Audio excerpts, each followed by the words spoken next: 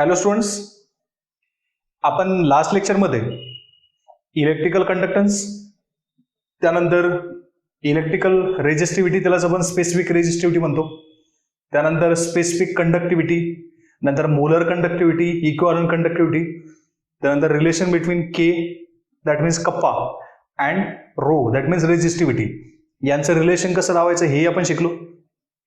आज या लेक्चरमध्ये आपल्याला एक नवीन टॉपिक शिकायचा आहे समोरचा, तो म्हणजे measurement of conductivity of solution. आपल्याला काय करायचं, एखादं इलेक्ट्रोनिक सोल्युशन जर दिलं असेल तर त्याची आपल्याला आता कंडक्टिव्हिटी मेजर करायची, म्हणजेच काय आपल्याला त्याची कप्पाची व्हॅल्यू कॅल्क्युलेट करायची. मग जर आपण कप्पाची व्हॅल्यू जर कॅल्क्युलेट जर केली तर मग आपण इझिली मोलर कंडक्टिव्हिटी सुद्धा कॅल्क्युलेट करू शकतो. त्यासाठी मी थोडे फॉर्म्युले रिकॉल करतो. बघा, आपण जर एखाद्या सोल्युशनची जर कंडक्टिव्हिटी कॅल्क्युलेट केली, म्हणजे जर स्पेसिफिक कंडक्टिव्हिटी म्हणतो मी त्याला, के ची व्हॅल्यू जर कॅल्क्युलेट केली तर या के च्या व्हॅल्यूवरून आपण काय करू शकतो, मोलर कंडक्टिव्हिटी सुद्धा त्या सोल्युशनची कॅल्क्युलेट करू शकतो. त्यासाठी फॉर्म्युला होतो कोणता, तर कॅप एम म्हणजेच काय, molar conductivity of solution is equal to 1000 K upon M. यालाच आपण सी सुद्धा लिहू शकतो, मोलॅरिटी आणि म्हणजेच काय, कॉन्सन्ट्रेशन. बरोबर. जर आपल्याला के ची व्हॅल्यू जर मिळाली, म्हणजे कप्पाची व्हॅल्यू जर आपल्याला मिळाली, तर आपण मोलर कंडक्टिव्हिटी सुद्धा इझिली कॅल्क्युलेट करू शकतो. मग आता ही जी कप्पाची व्हॅल्यू आहे, म्हणजेच काय स्पेसिफिक कंडक्टिव्हिटी, ही डायरेक्टली काय निघत नाही एखाद्या सोल्युशनची, तर त्यासाठी आपल्याला आधी त्या सोल्युशनचा रेजिस्टन्स कॅल्क्युलेट करावा लागतो. ठीक आहे. मग आता रेजिस्टन्स कसा कॅल्क्युलेट करायचा हेच आपल्याला आता शिकायचं आहे. चला मी आता टॉपिकला सुरुवात करतो. Measurement of conductivity of solution.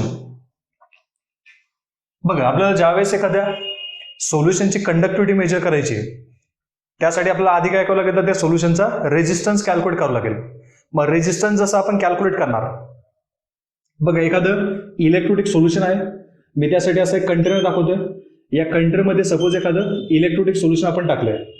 मग या सोल्युशनची आपल्याला जर कंडक्टिव्हिटी म्हणजेच काय, जर कप्पाची व्हॅल्यू जर कॅल्क्युलेट करायची असेल, अशा वेळेस काय करावं लागेल, आपल्याला आधी याचा रेजिस्टन्स मेजर करावं लागेल.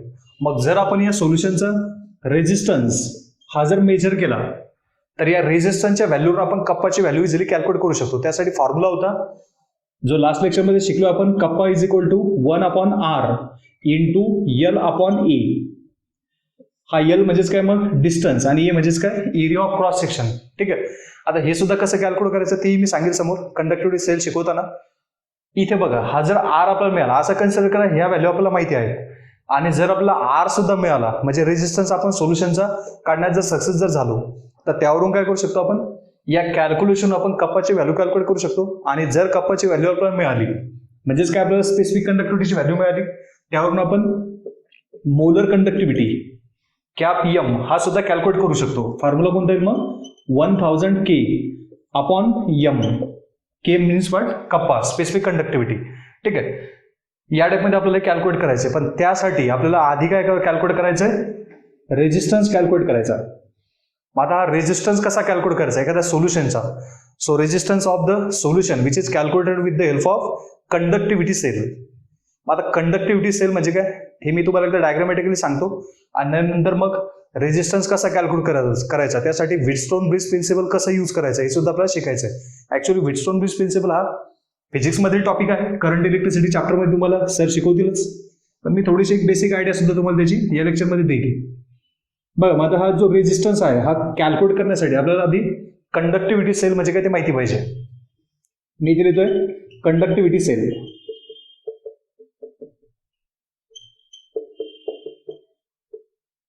तर कंडक्टिव्हिटी सेल हा जनरली पायरेक्स ग्लास ट्यूब असते. ठीक आहे.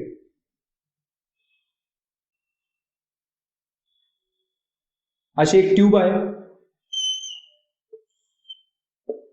या ट्यूब मध्ये काय असतं, तर असे 2 इलेक्ट्रोड फिट केलेले असतात.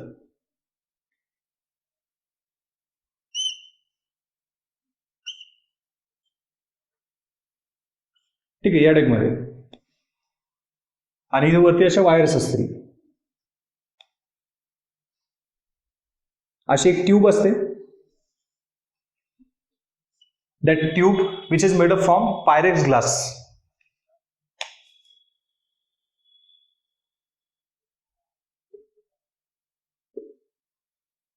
आणि या ट्यूबमध्ये असे 2 इलेक्ट्रोड्स असतात. या आहेत त्यामध्ये प्लॅटिनम प्लेट. ठीक आहे, यालाच आपण प्लॅटिनम इलेक्ट्रोड सुद्धा म्हणू शकतो. Platinum electrode.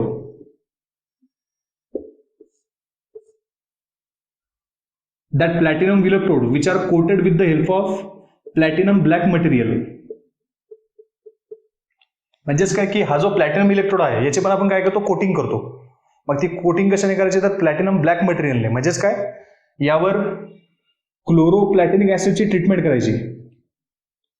क्लोरोप्लॅटिनिक ऍसिड H2PtCl6 याने काय करायची, त्याची कोटिंग करायची. त्याचं इलेक्ट्रोलिसिस करतो आपण. इलेक्ट्रोलिसिस करून मग आपण बरोबर त्यावर अशी ही जी पावडर जी असते, पावडर कन्सिडर करा क्लोरोप्लॅटिनिक ऍसिडची. त्याने काय करतो आपण, प्लॅटिनम हे जे प्लॅटिनम इलेक्ट्रोड असतात यांच्यावर काय करणार, अशी कोटिंग करणार. कोटिंग का बरं करायची, तर जास्तीत जास्त यांचा सरफेस एरिया काय होईल, तर रब होईल. म्हणजेच काय, रफ सरफेस एरिया इथे जनरेट जर झाला तर मॅक्झिमम कॅटायन आयन त्याच्या कॉन्टॅक्टमध्ये येतील, त्याला अट्रॅक्ट करतील. त्यासाठी आपण काय करतो, त्याला कोटिंग करतो. मग हा असा एक कंडक्टिव्हिटी सेल असतो. हा कंडक्टिव्हिटी सेल बघा, यामध्ये काय करतो आपण, असे ग्लास ट्यूब असणार. या ग्लास ट्यूब मध्ये काय करायचं, 2 इलेक्ट्रोड फिट करायचे. That electrode which is made from platinum. अशा प्लॅटिनम प्लेट आहेत. ह्या ज्या प्लॅटिनम प्लेट आहेत which are coated with the help of platinum black material known as chloroplatinic acid. या मटेरियलने त्याला कोटिंग करायची. ठीक आहे. जर तुम्ही लॅबमध्ये जर गेला तर तुम्हाला असा एक ग्लास इलेक्ट्रोड दिसेल बरोबर, म्हणजे ग्लास ट्यूब दिसेल, नॉट इलेक्ट्रोड. ग्लास ट्यूब मध्ये बरोबर असा एक तुम्हाला प्लॅटिनम प्लेट अशा फिट केलेल्या दिसतील. जर मार्केटमध्ये गेला तर 4-5 हजारापर्यंत याची प्राइस असते. ठीक आहे ना. मग आता हा जो कंडक्टिव्हिटी सेल आहे याची अजून एक डायग्राम आहे. याचं रिप्रेझेंटेशन असंही आपण दाखवू शकतो. आधी मी याच्या रिलेटेड सांगतो.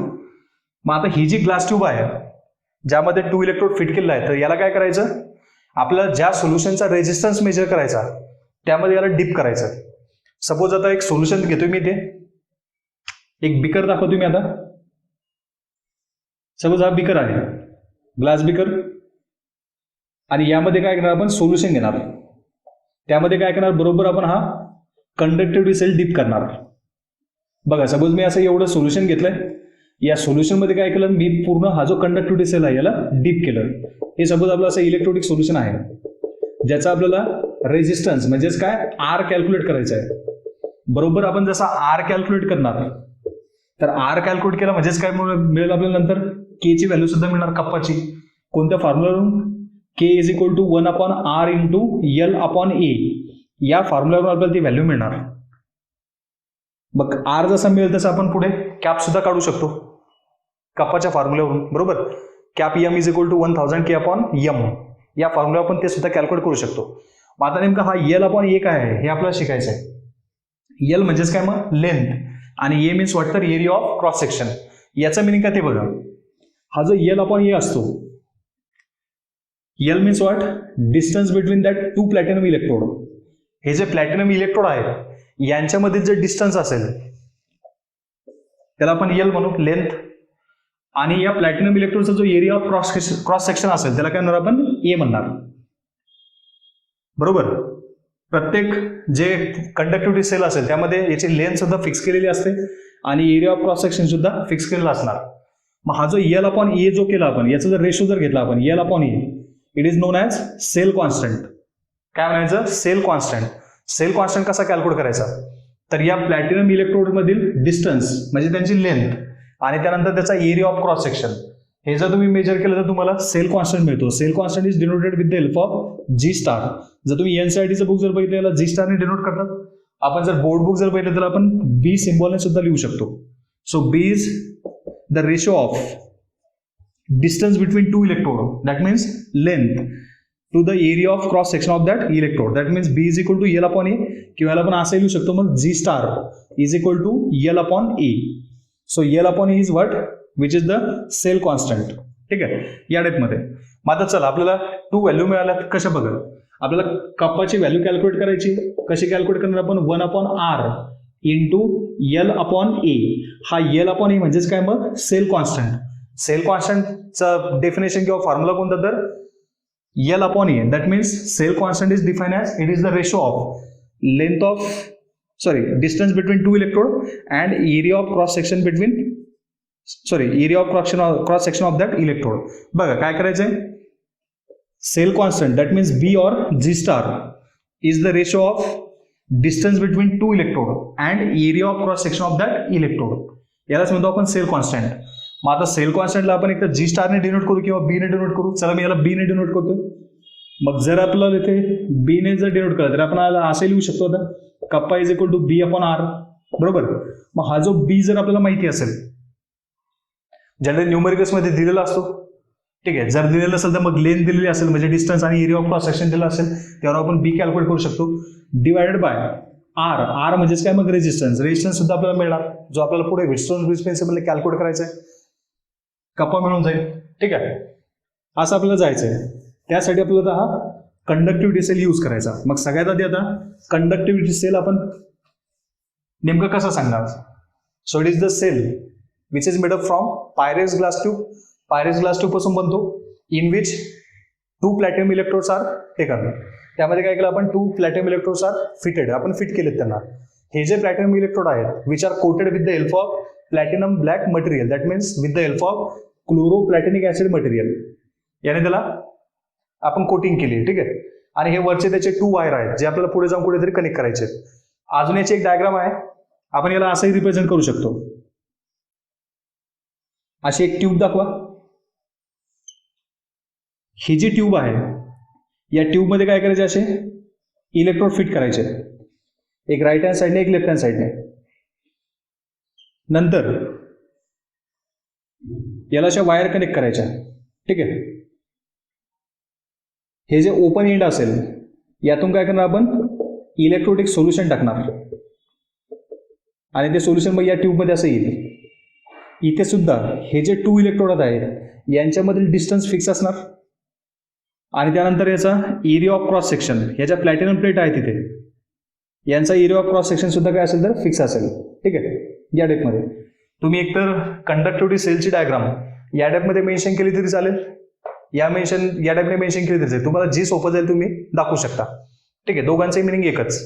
आता हा जो कंडक्टिव्हिटी सेल आहे हा आपल्याला कलेक्ट करायचा कुठे तर व्हिटस्टोन ब्रिज प्रिन्सिपलला. मग सगळ्यात आधी आपल्याला आता व्हिटस्टोन ब्रिज प्रिन्सिपल हे काय आहे हे आपल्याला आधी समजून घ्यावं लागेल, ठीक आहे.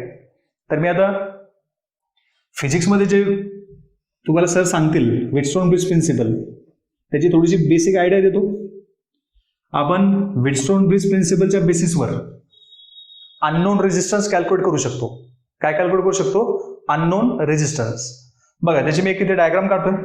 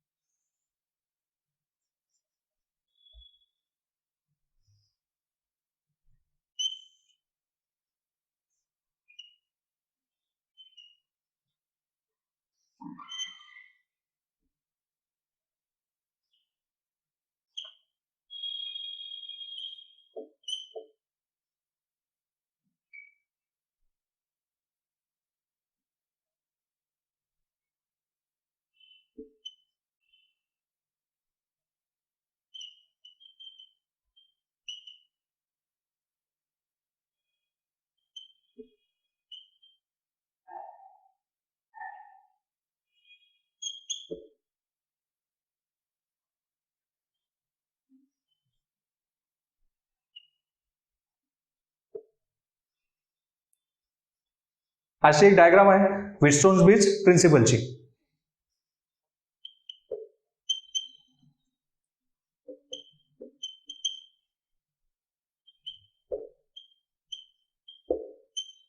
हे व्हिटस्टोन ब्रिज सर्किट. बघा काय करायचं आपल्याला, सपोज हा R1 हा जो रेजिस्टन्स आहे हा आपल्यासाठी अननोन आहे, आपल्याला माहिती नाही की नेमकी इथे किती रेजिस्टन्स आहे, ठीक आहे. मग हा अननोन रेजिस्टन्स आपल्याला कॅल्क्युलेट करायचा आहे. हा जो R3 जो आहे तर याला म्हणू आपण व्हेरिएबल रेजिस्टन्स. व्हेरिएबल रेजिस्टन्सचं मिनिंग काय की याला आपण चेंज करू शकतो. असा एक रिओस्टॅट असतो, तुम्ही जर प्रॅक्टिकल लॅबमध्ये जर गेला तर तुम्हाला तिथे लगेच दिसेल तो. म्हणजे याला आपण कमी जास्त करू शकतो, ठीक आहे. असा एक बॉक्स असतो, त्या बॉक्समध्ये काही की फिट केलेले असतात, जी की तुम्ही त्यातून काढून टाकली. सपोज तुम्ही 50 ओमची की त्यातून काढली म्हणजे काय बरोबर किती रेजिस्टन्स असेल इथे आता 50 ओम.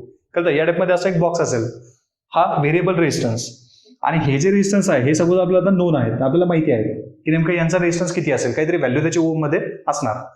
आता काय करतो आपण यामध्ये डीसी, डीसी मीन्स व्हॉट, आपण डायरेक्ट करंट पास करतोय. मग ज्या साईडने पोटेन्शियल जास्त असेल त्या साईडने करंट फ्लो होतो, माहिती आहे आपल्याला, कुठून हायर टू लोअर असा करंट फ्लो होतो. मग आता बघा, सपोज इथे पॉझिटिव्ह चार्ज आहे, इथे निगेटिव्ह चार्ज. आपण शिकलो डायरेक्ट करंट जर असेल, तुम्हाला माहिती असेल की पॉझिटिव्ह आणि चार्जेस निगेटिव्ह चार्जेस असतात. मग आता काय करायचं आपल्याला बघा, आपण डायरेक्ट करंट काय करतो इथे अप्लाय करतोय. एखादी बॅटरी सपोज तिथे कनेक्ट केलेली आहे, काय होईल मग इकडे करंट असा फ्लो होईल. आपण जो करंट फ्लो होतो त्याला म्हणू आपण आय. जो करंट फ्लो होतो त्याला काय म्हणायचं, आय. मग हा जो करंट आहे हा इथपर्यंत सपोज आला, असा सपोज या वायरमधून इकडे असा ट्रान्सफर होतोय, इथून इथपर्यंत येईल. आता इथून इथपर्यंत गेल्यानंतर इथे डिवायडर आलं, बरोबर, म्हणजे इकडे सुद्धा करंट येईल आणि इकडे सुद्धा जाईल. मग इकडे जो करंट आला याला आपण I1 म्हणू आणि इकडे जो करंट येईल याला आपण I2 म्हणू. ठीक आहे, बघा इथपर्यंत तर आय असेल या पॉईंट पर्यंत, पण इथून काय होईल आता करंट टू इथे आता म्हणजे जंक्शन आलेत, म्हणून मग करंट काय होईल, इकडे सुद्धा ट्रान्सफर होईल, इकडे सुद्धा ट्रान्सफर होईल. वरती जो करंट गेला त्याला म्हणू आपण I1, इकडे जो खाली जो करंट आला याला म्हणू आपण I2. ठीक आहे, आता पुढे काय होईल बघा, पुढे हा जो करंट आहे हा इकडे या रेजिस्टन्स मधून सुद्धा पास होणार. ठीक आहे, एक नॉन रेजिस्टन्स आहे, कदाचित त्याची फ्रिक्वेन्सी वगैरे कमी होईल.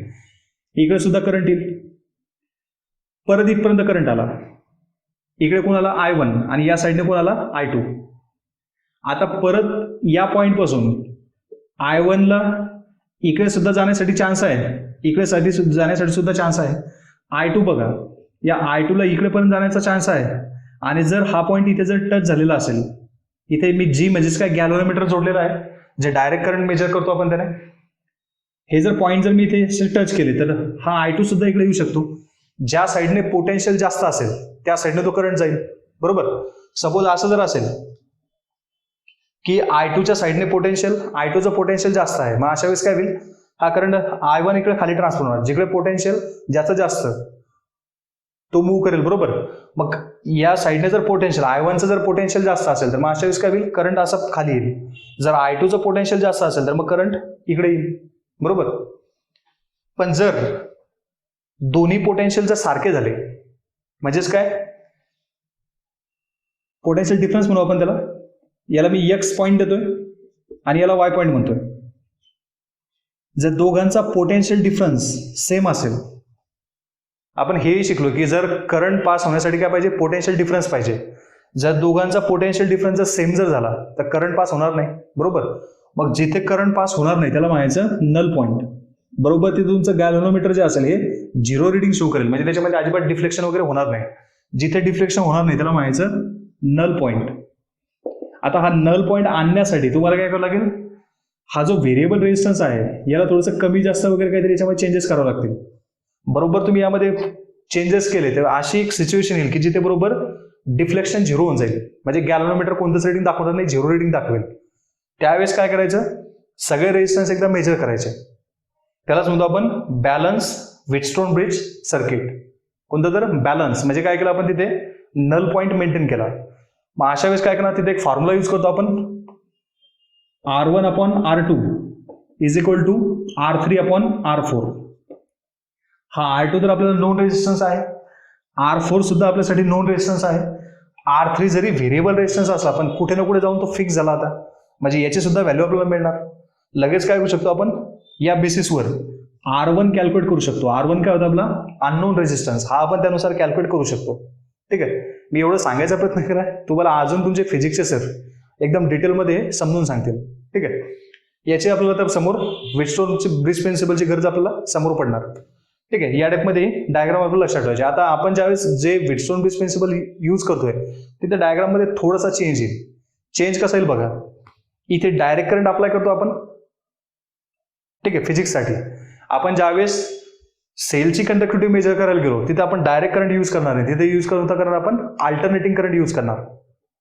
So why we use alternating current in place of direct current, because if we apply direct current then electrolysis reaction takes place. म्हणजे हे जे सोल्युशन जे आहे या सोल्युशनमध्ये तो करंट पास होणार, कोणता डायरेक्ट करंट. ज्यावेळेस आपण या सेलला तर इथे कुठेतरी कनेक्ट करणार त्यावेळेस आपल्याला रेजिस्टन्स कॅल्क्युलेट करायचं ना. मग या सोल्युशनला या कंडक्टिव्हिटी सेल थ्रू आपल्याला कुठेतरी म्हणजे कनेक्ट करावं लागेल. मग ज्यावेळेस आपल्याला कनेक्ट करायचंय अशा वेळेस काय होईल, जर आपण डायरेक्ट करंट जर पास केला तर इथे रिॲक्शन सुरू होईल, इलेक्ट्रोलिसिस रिॲक्शन. मग जर इलेक्ट्रोलिसिस रिॲक्शन जर होत असेल तर आयन मध्ये कमी जास्त होतील, म्हणजे चेंजेस येतील, बरोबर. म्हणजे आपण ॲक्युरेट रेजिस्टन्स मेजर करणार नाही. अशा वेळेस काय करायचं आपल्याला, हा जो डायरेक्ट करंट आहे याला अल्टरनेट करंटने एक्सचेंज करायचं, म्हणजे रिप्लेस करायचं.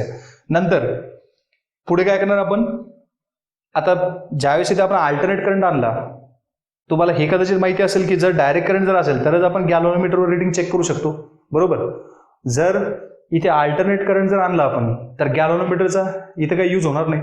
मग त्यावेळेस काय करायला आपल्याला एखादा नवीन डिटेक्टर यूज करावं लागेल.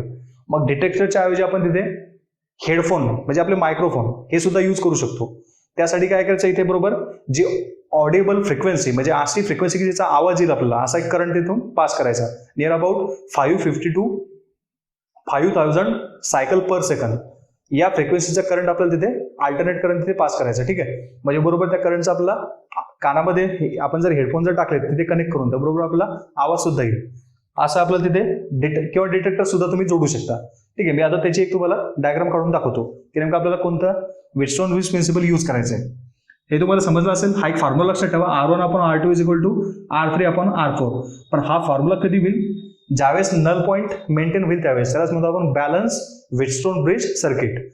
म्हणजेच काय की बरोबर हे जे 2 पॉईंट असतील यांचा पोटेन्शियल डिफरन्स सेम असेल, म्हणजे बरोबर इकडेही करंट जाणार नाही, इकडेही पास होणार नाही, बरोबर. त्याच वेळेस काय करू शकतो आपण, R1 डिटरमाइन करू शकतो, कारण R2 R4 आपल्यासाठी नोन असतील. हा जो व्हेरिएबल रेजिस्टन्स होता हा कुठेतरी जाऊन फिक्स झाला. R1/R2 = R3/R4 कॅल्क्युलेट करा, तुम्ही अननोन रेजिस्टन्स कॅल्क्युलेट करू शकता, ठीक आहे. आता याच रिलेटेड आपल्याला एक अजून एक डायग्राम काढायची, मी या साईडने काढतो ती आता.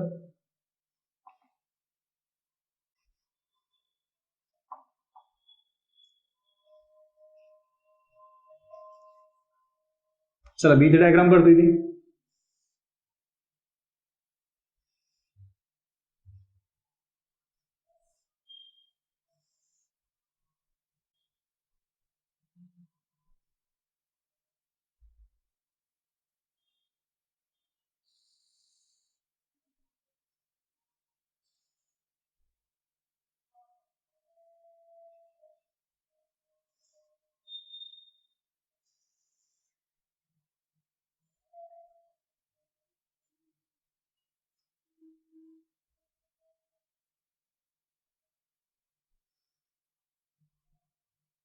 या रेजिस्टन्स थोडा वरती घेतो.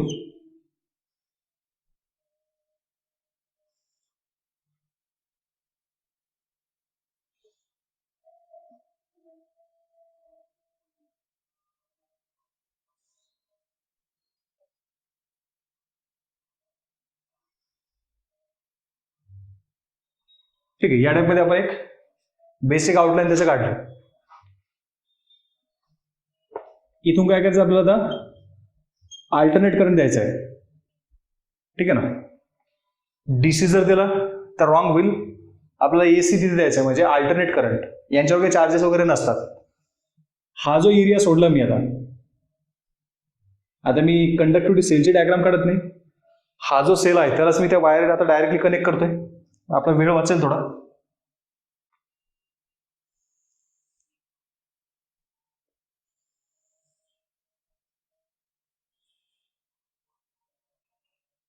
इथे आपण याला कनेक्ट केलं, कळतंय. अशी भली मोठी डायग्राम आता झाली. बघा काय केलं आपण, हा जो अननोन रेजिस्टन्स जो होता त्याच्याऐवजी काय केलं, फक्त आपण आता तो अननोन रेजिस्टन्स काढला आणि आपण काय केलं, त्याला कंडक्टिव्हिटी सेल आपला म्हणजे ज्याचे आपल्याला रेजिस्टन्स कॅल्क्युलेट करायचा आहे तो आपण त्याला कनेक्ट केला, ठीक आहे. त्यासाठी मग ही आता वायर आपण तिथे कनेक्ट केली. नंतर मी ऑलरेडी बोललो इथे आपल्याला डिटेक्टर यूज करावं लागेल इन प्लेस ऑफ गॅल्व्हनोमीटर, कारण काय आपण अल्टरनेटिंग करंट इथे यूज करतोय. मग अशा वेळेस हा जो डिटेक्टर आहे यालाच तुम्ही हेडफोन सुद्धा लावू शकता आणि हे हेडफोन आपल्या कानामध्ये टाकून द्यायचे, ठीक आहे. असे हेडफोन आहेत सपोज, असे कुठेतरी आपण त्याला आपल्या कानामध्ये लावणार. नंतर काय होईल, हा जो रेजिस्टन्स आहे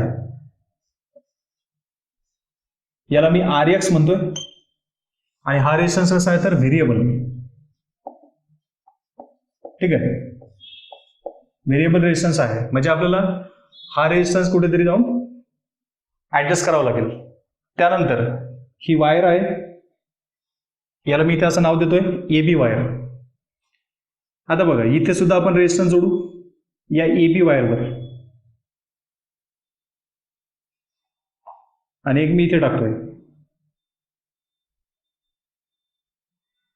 हा जो रेजिस्टन्स आहे किंवा इथून जो आपला रेजिस्टन्स मिळणार याला म्हणतो मी resistance of solution. Resistance of solution जो आपल्याला डिटेक्ट करायचा आहे याला म्हणतो मी आता R2. हा नोन रेजिस्टन्स असेल, जर नोन नसेल तर कसा काढायचा तेही सांगतो. याला म्हणतो आपण RX आणि याला म्हणतोय मी R4. आता बघा ज्यावेळेस आपण करंट पास केला, याला परत असा इथे स्लायडिंग कॉन्टॅक्ट असेल, त्याला आपण जॉकी म्हणतो. तुम्ही जर लॅबमध्ये जर गेला तर हे तुम्हाला बरोबर पूर्ण इन्स्ट्रुमेंट बघायला मिळेल. ठीक आहे, जसं आपण आता करंट पास करणार, सपोज या साईडने तो आता इकडे करंट येतोय, इकडून काय होईल, हा करंट इकडे या वायरमधून इकडे जाणार, असा परत त्या सोल्युशनमधून इकडून इकडे असा ट्रान्सफर होईल, इकडे तो येईल, इकडे सुद्धा येणार, बरोबर. आता होईल का ते बघा. ही जी वायर आहे आता आणि हा त्याचा स्लायडिंग कॉन्टॅक्ट, हा काय करायचा आपल्याला या वायरला कुठेतरी टच करत चालायचा, बरोबर. आता ज्यावेळेस करंट इथून असा इकडे येऊन पोहोचणार त्यावेळेस काय होईल, या हेडफोनमधून आपल्याला बरोबर, कारण मी ऑलरेडी बोललो ऑडिबल फ्रिक्वेन्सी आहे, त्याचा काय होईल आपल्याला बरोबर आवाज येईल. म्हणजे असं एक बरोबर आपल्याला हेडफोन थ्रू आवाज येत राहील. काय करायचं आहे, हा जो याला आपण जॉकी म्हणूयात, ही अशा ठिकाणी तुम्हाला जाऊन ऍडजस्ट करायची की तिथे काय होईल, बरोबर पोटेन्शियल डिफरन्स पुन्हा सेम होईल. जसा इथे पोटेन्शियल डिफरन्स सेम व्हायचा त्यावेळेस काय व्हायचं, करंट फ्लो होणं बंद होईल. सेम कंडिशन तुम्हाला इथे पण अप्लाय करायची आहे. असा एक पॉईंट इथे बरोबर या वायर, ही जी वायर आहे ए बी वायर, तिथे काय करायचं आहे, या वायरला टच करायचं आहे. सपोज तुम्ही इथे टच केलं किंवा इथे टच केलं, एकदा इथे टच केलं, बरोबर सपोज तुम्हाला इथे असा पॉईंट मिळाला की या पॉईंटवर तुम्ही ज्यावेळेस ही वायर टच करणार त्यावेळेस काय होईल, पोटेन्शियल डिफरन्स पुन्हा झिरो होऊन जाईल दोन्ही एंडमध्ये. मग जिथे पोटेन्शियल डिफरन्स झिरो झाला तो झाला तुमचा नल पॉईंट, तिथे करंट फ्लो होणं काय होणार, बंद होऊन जाणार. कळतंय. याला आपण सपोज आता सी नेम देऊ. जिथे तुम्हाला हे जे हेडफोन जे होते यातून आवाज येणं बंद होईल, कळतंय. मग तो पॉईंट नोट डाऊन करायचा.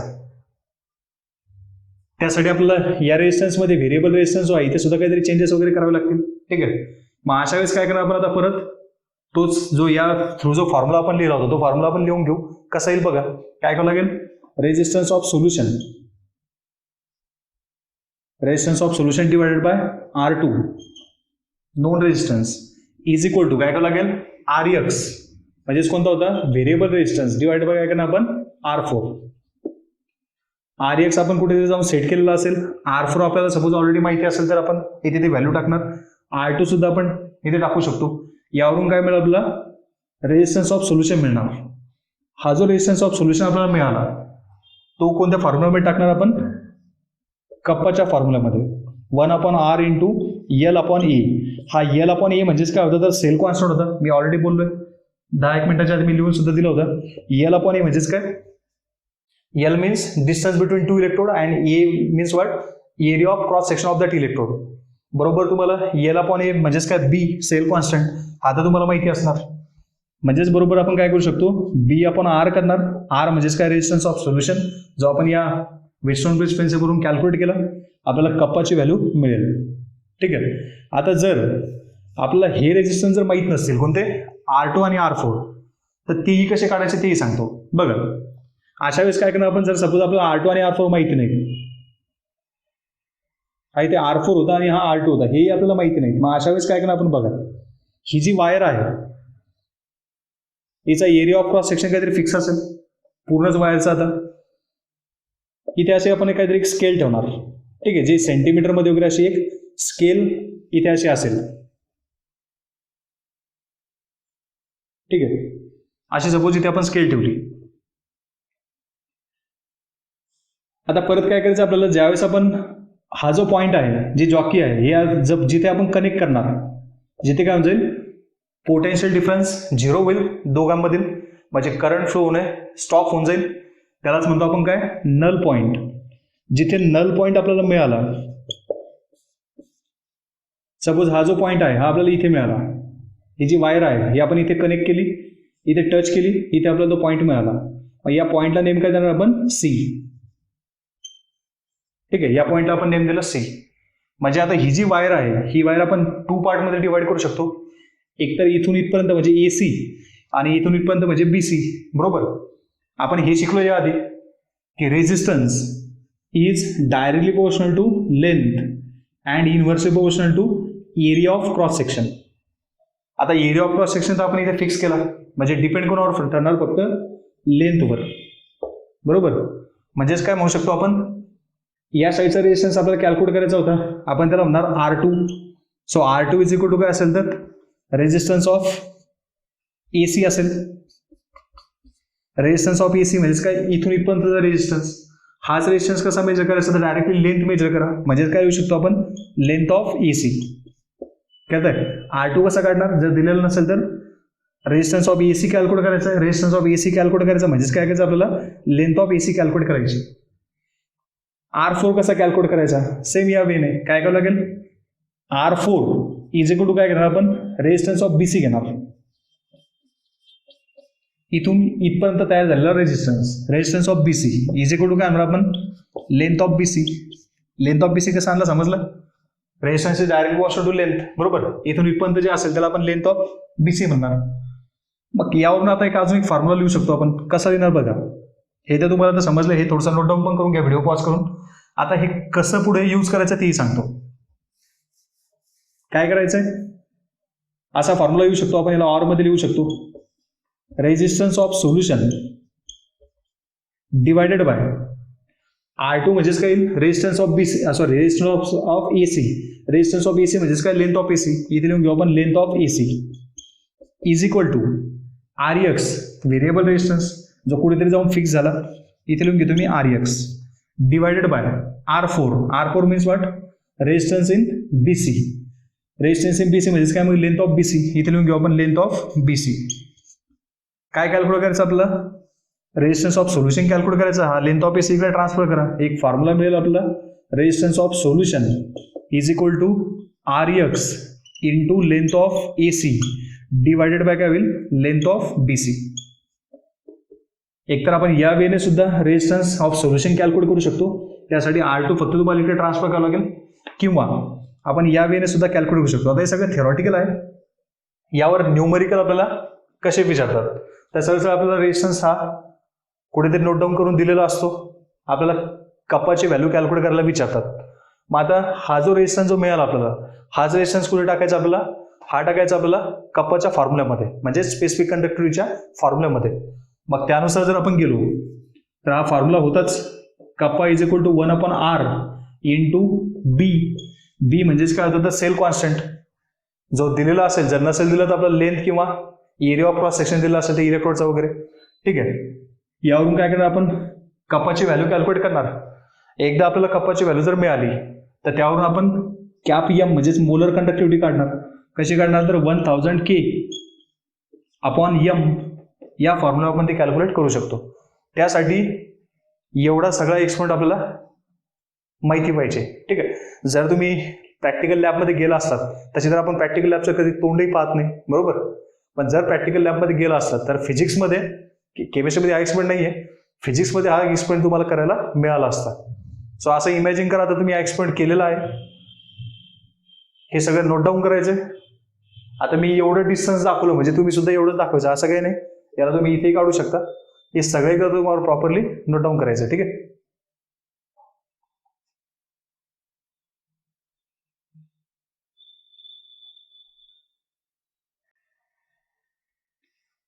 तर चला, हे सगळं तुम्ही आता नोट डाऊन केलेलं असेल व्यवस्थित. ठीक आहे. बघा, या एक्सपेरिमेंटवर आपण नेमकं काय शिकलो. सगळ्यात पहिलं आपल्याला measurement of conductivity of electrolytic solution.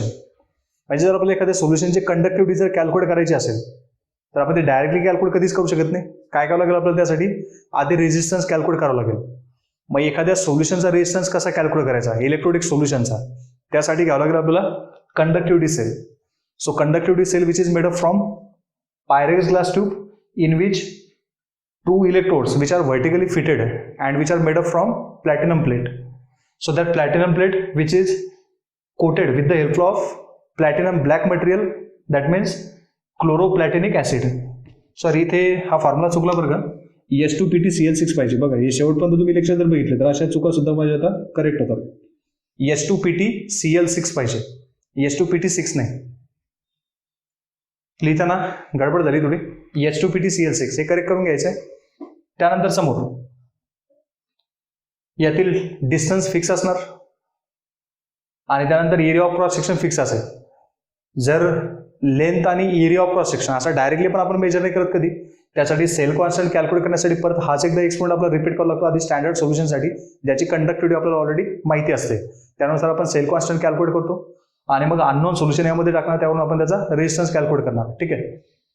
तर बघा एक व्हिटस्टोन-ब्रिज प्रिन्सिपल जे तुम्हाला फिजिक्समध्ये आहे तिथे आपण डायरेक्ट करंट अप्लाय करतो या टाईपमध्ये. R1/R2 is equal to R3/R4. याचं प्रूफ कसं द्यायचं हे तुम्हाला फिजिक्सचे सर सांगतील. एवढं काय आपल्याला त्याची गरज नाही, फक्त फॉर्म्युला आपल्याला माहिती पाहिजे. नंतर आपण काय करणार, ज्यावेळेस आपल्याला रेजिस्टन्स कॅल्क्युलेट करायचा आहे एखाद्या सोल्युशनचा, त्यावेळेस काय करावं लागेल, तर त्याला व्हिटस्टोन-ब्रिज हे जे सर्किट आहे याबरोबर त्याला कनेक्ट करायचं आहे. ज्यावेळेस आपण त्याला कनेक्ट करतोय अशी एक त्याची आउटलाईन डायग्राम तुम्हाला दिसेल, जिथे आपण काय केलंय, डिटेक्टर यूज केलं आता in place of galvanometer because we use alternating current here. एक ऑडिबल फ्रिक्वेन्सीचा नियर अबाउट किती, तर 550 पासून तर 5000 सायकल पर सेकंड या रेंजची इथे अल्टरनेटिंग करंट पास करायचं आहे तुम्हाला. बरोबर काय होईल, हे एक स्लायडिंग पॉईंट आहे किंवा स्लायडिंग की म्हणू आपण त्याला, जॉक की म्हणू, तो अशा ठिकाणी ऍडजस्ट करायचा की जिथे काय होईल, नल पॉईंट मिळेल तुम्हाला. म्हणजे हे जे हेडफोन आहे तिथून तुम्हाला आवाज येणं बंद होईल. म्हणजे बरोबर काय झालं, इलेक्ट्रिसिटी जे करंट जो होता तो फ्लो काय आता झाला, स्टॉप झाला. तिथे बरोबर तुम्हाला रेजिस्टन्स मिळतील. फॉर्म्युला कोणता असेल तर resistance of solution divide by R2 is equal to REX, म्हणजेच काय variable resistance divide by R4. यावरून तुम्हाला अननोन रेजिस्टन्स मिळेल. तो अननोन रेजिस्टन्स कप्पाच्या फॉर्म्युलामध्ये ऍड करा. यावरून आपल्याला कप्पा मिळेल, त्या कप्पावरून आपण मोलर कंडक्टिव्हिटी कॅल्क्युलेट करू शकतो. एवढाच हा एक्सपेरिमेंट आहे. आता यावरून आपल्याला पुढे न्यूमरिकल्स विचारतात. सो त्या न्यूमरिकल्समध्ये हे सगळं थिअरॉटिकल आहे, हे तुम्हाला बोर्ड एक्झाममध्ये वगैरे विचारतील, यावर शॉर्ट नोट वगैरे. आता बोर्ड एक्झाम्स आपल्याला न्यूमरिकलसाठी जे आपल्याला नीट JEE मध्ये किंवा बोर्डमध्ये सुद्धा ज्यावर न्यूमरिकल पडतात, तर या रिलेटेड आपल्याला फॉर्म्युले इथपर्यंत माहिती पाहिजे. सो आपण लास्ट लेक्चरमध्ये फॉर्म्युले सुद्धा शिकलोय. मी आता हे सगळं रब करतोय. हे करेक्शन तुम्हाला करून घ्यायचं आहे. H2PtCl6 क्लोरोप्लॅटिनिक acid. लिहिताना माझं CL6 लिहायचं राहिलं होतं तिथे, हे तुम्हाला नोट डाऊन करून घ्यायचं.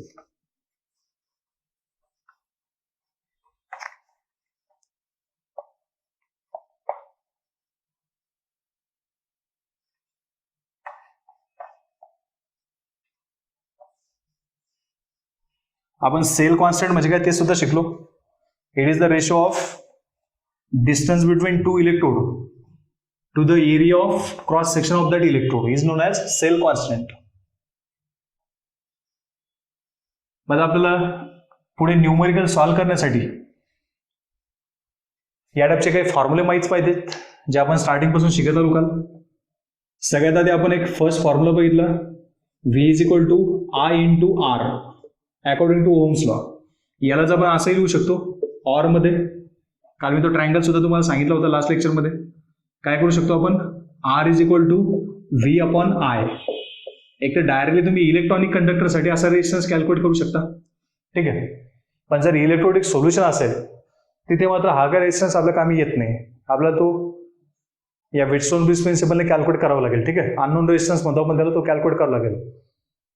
नंतर आपण एक फॉर्म्युला शिकलो होतो, सेकंड नंबरचा formula, R is equal to rho into L/A. ठीक आहे. यावरूनच आपण रोचा फॉर्म्युला कॅल्क्युलेट केला होता. पुढे लिहितो मी, रो इज इक्वल टू काय लिहिलं होतं आपण, R इंटू A/L. नंतर पुढे आपण थर्ड फॉर्म्युला शिकलो होतो, electrical conductance is the reciprocal of resistance. ठीक आहे. यांचे युनिट वगैरे सुद्धा जर तुम्हाला आता लिहायचे असेल तर लास्ट लेक्चर बघायचं. सगळ्यांची युनिट मी तिथे प्रॉपरली तुम्हाला SI युनिट, कॉमन युनिट सगळे लिहून दिलेले आहेत. आणि आता तुमच्या लक्षात सुद्धा बसलेले असतील. नंतर आपण पुढे अजून एक फॉर्म्युला शिकलो होतो 4th नंबरचा, G इज इक्वल टू कप्पा इंटू ए अपॉन एल. यावर आपण कप्पाची व्हॅल्यू सुद्धा कॅल्क्युलेट करू शकतो. कशी कॅल्क्युलेट करायची? Kappa is equal to G into L upon A. हा एक फॉर्म्युला आहे. नंतर आपण यांचं रिलेशन शिकलो होतो. रिलेशन वाईज असा एक फॉर्म्युला आला होता, kappa is equal to 1 upon rho. That means specific conductivity is the ratio of is the reciprocal of specific resistivity, not ratio. Specific conductivity is the reciprocal of specific resistivity. हा एक formula आपण लिहिला होता. ठीक आहे. नंतर मग आपण आज सेल कॉन्स्टंटच्या रिलेटेड शिकलो. सो अजून एक फॉर्म्युला होता केचा, जो आपण लास्टली डिराईव्ह केला होता. Kappa is equal to 1 upon R into L upon A. तुम्हाला जर असं विचारलं की सेल कॉन्स्टंटचं युनिट काय असेल, जो आपण जी स्टारने डिनोट करतो सेल कॉन्स्टंट, ठीक आहे, किंवा आपण त्याला बी ने सुद्धा डिनोट करू शकतो. याचा एसआय युनिट काय? फॉर्म्युला काय होता? रेशो होता एल अपॉन एचा. लेंथ मोजतो आपण मीटरमध्ये, area of cross section metre स्क्वेअरमध्ये. काय म्हणजे मग पर मीटर, हे त्याचं एसआय युनिट. आणि कॉमन युनिट काय मग सेल कॉन्स्टंटचा पर सेंटीमीटर. हे सुद्धा लक्षात ठेवा. Unit of cell constant, SI unit कोणतं येणार? Per metre. आणि कॉमन युनिट कोणतं त्याचं? तर पर सेंटीमीटर. ठीक आहे, सेल कॉन्स्टंटचं युनिट. तीच व्हॅल्यू आपण इथे टाकू शकतो. एक फॉर्म्युला असा येईल, kappa is equal to B upon R. हा बी लिहा, जी स्टार लिहा, एकच. म्हणजेच काय? Sale constant. सो यावरून आपण डायरेक्टली आता कप्पाची व्हॅल्यू कॅल्क्युलेट करू शकतो. कप्पाची व्हॅल्यू जर आपल्याला जर मिळाली तर यावरून आपण मोलर कंडक्टिव्हिटी कॅल्क्युलेट करू शकतो. Molar conductivity is equal to 1000 K. That means kappa upon molarity, किंवा इथे सी लिहिलं तरी चालेल. अजून एक होता equivalent conductivity, 1000 into kappa divided by normality. एवढे सगळे फॉर्म्युले जर तुम्ही व्यवस्थित केले तर आपण या बेसिसवर आता इझिली न्यूमेरिकल सॉल्व्ह करू शकतो. मी सांगेल सुद्धा तुम्हाला की न्यूमेरिकल कसे सॉल्व्ह करायचे, गिव्हन कसं फाइंड आउट करायचं. पण एवढे सगळे फॉर्म्युले तुम्हाला लर्न करायचे आहेत आणि याचे युनिट सुद्धा. ठीक आहे. तुम्हाला जर विचारलं मोलर कंडक्टिव्हिटीचं युनिट काय असेल तर काय नोट होतं? आठवतंय? पर ओहम मीटर स्क्वेअर पर मोल. याचा युनिट. कॉमन युनिट कोणतं होतं? पर ओहम सेंटीमीटर स्क्वेअर पर मोल. किंवा अजून एक युनिट होतं याचा युनिटमध्ये सायमेन मीटर स्क्वेअर पर मोल. किंवा आपण अजून एक लिहू शकतो सायमेन सेंटीमीटर स्क्वेअर पर मोल. ठीक आहे. याचा युनिट मी काल लास्ट लेक्चरमध्ये सांगितलंय, ते सुद्धा तुम्हाला व्यवस्थित करायचं आहे. सो आज एवढाच टॉपिक आपण कंप्लीट करूयात. पुढच्या लेक्चरमध्ये आपण variation of molar conductivity and specific conductivity by change in concentration. आता हे तर तुम्ही शिकलात की मोलर कंडक्टिव्हिटी कशी कॅल्क्युलेट करायची, की अननोन इलेक्ट्रोलिक सोल्युशनची कप्पाची व्हॅल्यू म्हणजे स्पेसिफिक कंडक्टिव्हिटी कशी कॅल्क्युलेट करायची हे तर शिकलो. आता कॉन्सन्ट्रेशन चेंज केल्यामुळे त्या मोलर कंडक्टिव्हिटीमध्ये आणि स्पेसिफिक कंडक्टिव्हिटीमध्ये कसे चेंजेस येतात हे आपल्याला नेक्स्ट लेक्चरमध्ये कंटिन्यू करायचे आहे. सो आजचं लेक्चर आपण इथे स्टॉप करूयात. हे सगळं व्यवस्थित प्रिपेअर करून ठेवा. जर काही डाऊट्स आले तुम्ही मला परत विचारू शकता. Okay, thank you.